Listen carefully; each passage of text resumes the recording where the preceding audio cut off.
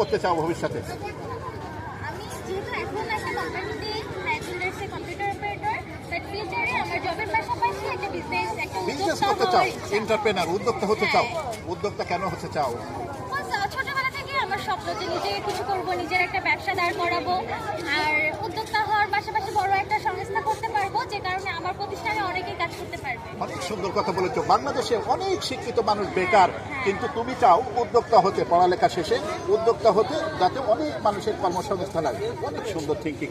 তুমি কি করতে চাও? ছোট্ট আপু, লুকিং ছোট্ট ছোট বেবি কিন্তু অনার্সে পড়ে। কোন ক্লাসে পড়ো তুমি? Honours first year. এত ছোট বেবি অনার্স ফার্স্ট ইয়ারে কিভাবে?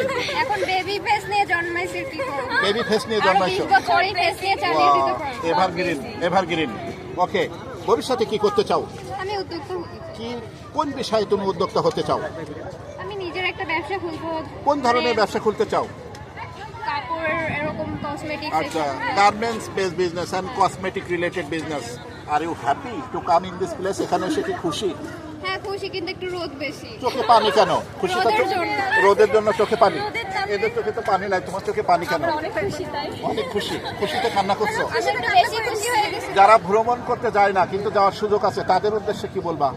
সময় থাকতে ভ্রমণ করে নেওয়া উচিত। পরে টাকা থাকবে কিন্তু আর ইচ্ছা থাকছে না। Wow, আর অনেক অবশ্যই সুন্দর যারা কথা। বিয়ে হয়ে গেলে জামাই যদি আটকে ফেলে তাহলে তো শেষ। জামাই যদি আটকে ফেলে তাহলে আর ভ্রমণ করা যাবে না। সুতরাং